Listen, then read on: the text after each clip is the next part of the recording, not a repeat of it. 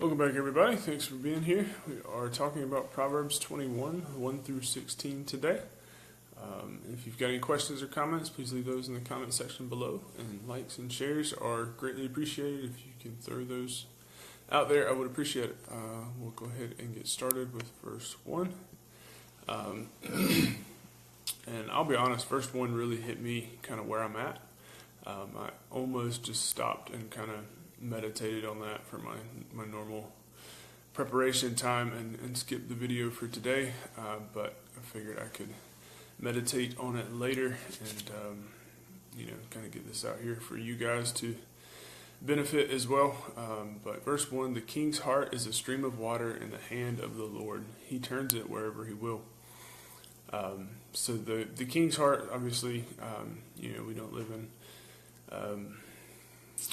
don't live under kings and queens and hierarchies and whatnot, and at least not here in America. But I kind of take this to be whoever's in control of you, like whoever's in charge of you or your situation, your job situation in my case, and whatever it may be. The king's heart is a stream of water in the hand of the Lord. If the God of the universe can create mountains and streams and rivers and universes and galaxies upon galaxies and all that we've discovered that we know about, and you got to know there's so much more that we haven't figured out yet, we haven't discovered yet as humans on the earth. How much more to God is there that we don't know about. But anyway, so if that's who's in control, if it's in His hand, then He can turn that stream wherever He wants to. He can make it turn here. He can make it turn there. He's in control of it. And so God's in control of those who are in control of you. And so we don't need to worry about it as much. We don't need to worry about what situation we're in because God is in control of it, and He has His eyes on us and is making sure that we have what we need. Verse 2, every way of a man is right in his own eyes, but the Lord weighs the heart. So obviously, whatever decision we make is right in our eyes at the time, even if it was a hasty decision. In our haste, that decision made sense. But the Lord weighs the heart. So to me, kind of my takeaway on this was that God is looking more at our heart and our motivation behind decisions and the things that we do, more so than He's looking at what we actually do. So we concern ourselves with, making sure we go to the right school, or we make sure that we do the right thing, make the right decisions, these big decisions in our lives, the right school, the right job, the right husband, the right wife, the right, whatever, the right church, whatever the case may be. We are anxious about these decisions.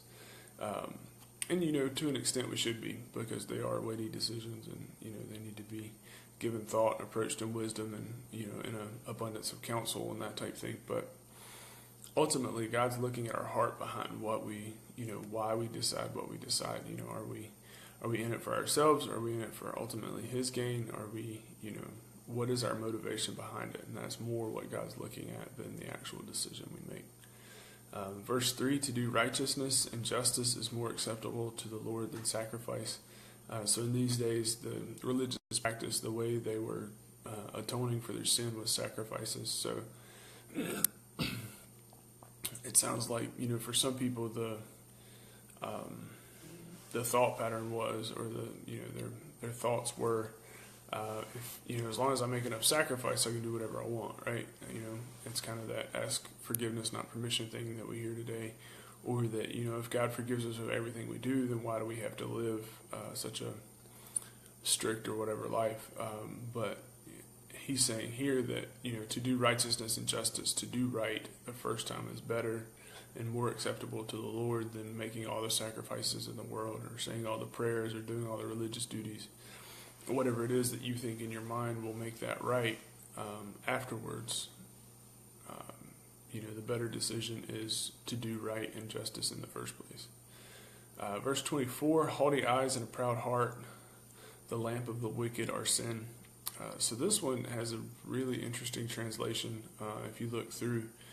some of the other translations, the KJV and the NIV and a couple of the other different ones, you see that word lamp, haughty eyes and a proud heart, the lamp of the wicked are sin. Is that word lamp is translated as lamp, like light, candle, that type thing, or plowing, like, plowing a field. And even plowing is like,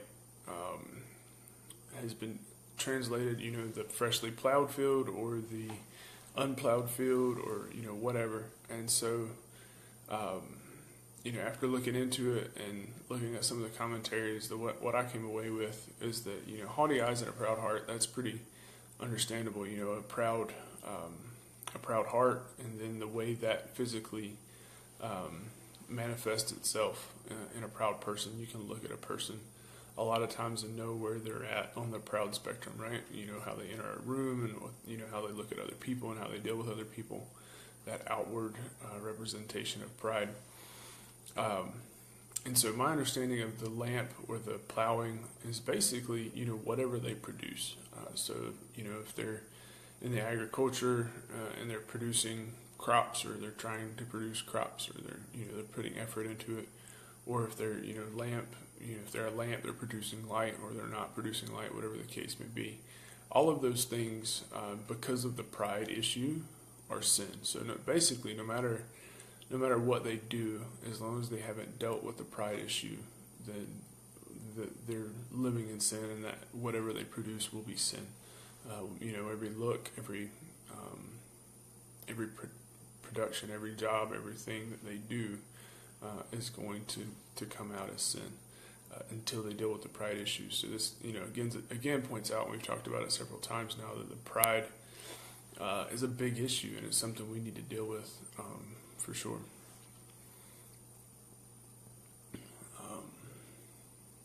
In verse 5, the plans of the diligent lead surely to abundance, but everyone who is hasty comes only to poverty.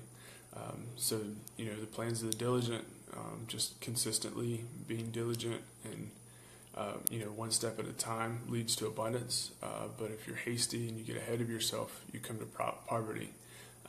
So again, we talked about an abundance of counsel and, getting advice when you need it. And this is kind of pointing out to slow down and make the best decision and be diligent, just one step at a time, and that will lead to abundance. Rather, if you try to get hasty and get ahead of yourself, try to take that whatever that you're not ready for, it'll lead to poverty. Verse 26, the getting of treasures by a lying tongue is a fleeting vapor and a snare of death. So again, seeking treasure by lying or, some type of dishonesty, that treasure is going to be a fleeting vapor, but it is a snare of death. That trap that you'll get caught in will not be fleeting. Verse 7, the violence of the wicked will sweep them away because they refuse to do what is just. So violent people will be swept away because they refuse to do what is just. They refuse to do what is right. Verse 8, the way of the guilty is crooked, but the conduct of the pure is upright. So the direction of the guilty is crooked. Their path is crooked. It's disjointed. It's not an efficient path. But the conduct of the pure is upright. It's right. Verse 9, it's better to live in the corner of a housetop than in a house shared with a quarrelsome wife. So this could be taken a couple of ways, and I think it kind of depends on where you're at in your spouse seeking journey. So obviously, if you are seeking a spouse, you're dating, you're looking towards marriage and whatever that may be. The advice here is not to marry a quarrelsome wife, not to marry someone who is constantly looking for a fight, that type of thing. Now, if you are married and your wife happens to be quarrelsome, then should you walk away? No, I don't think the Bible supports that.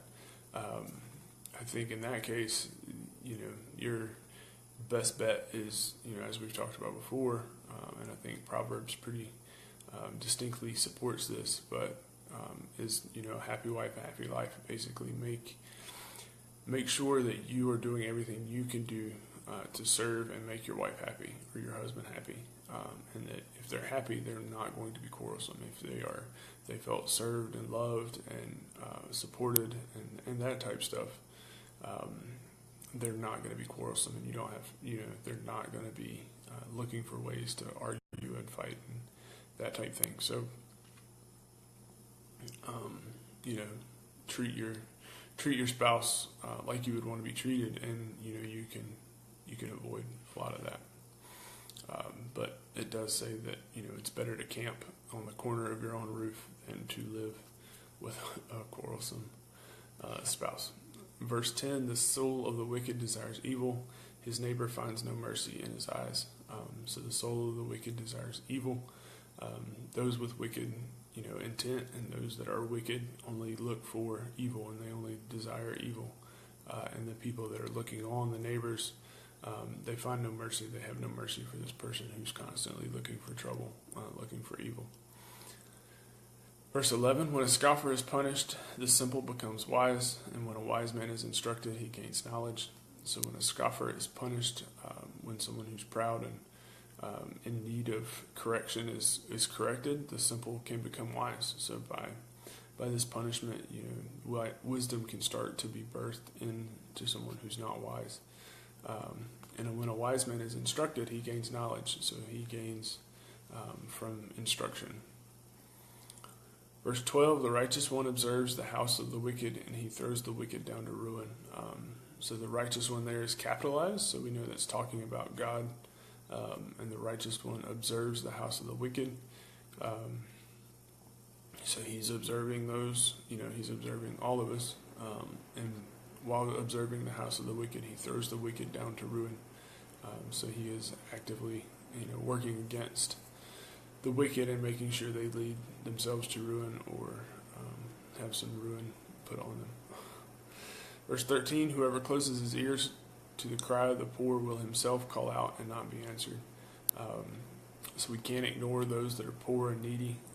We have to be there for them. We have to try to provide for them as best we can and get them the support they need to get out of the situations they're in. Because this is a promise almost that says if we ignore them, when we ourselves are in need and call out, we will not be answered. We won't be given. We won't have someone there to help us either. Verse 14, a gift in secret averts anger, and a concealed bribe is strong wrath. Let me try this again. A gift in secret averts anger, and a concealed bribe strong wrath. So a gift can avoid and keep away from anger. And again, this isn't encouraging us to give bribes. Obviously, we know that that's wrong, and so this is not encouraging us to give bribes. But being a generous person can keep someone from getting angry, can keep someone from having a wrath problem. Verse 15, when justice is done, it is joy to the righteous, but terror to the evildoers.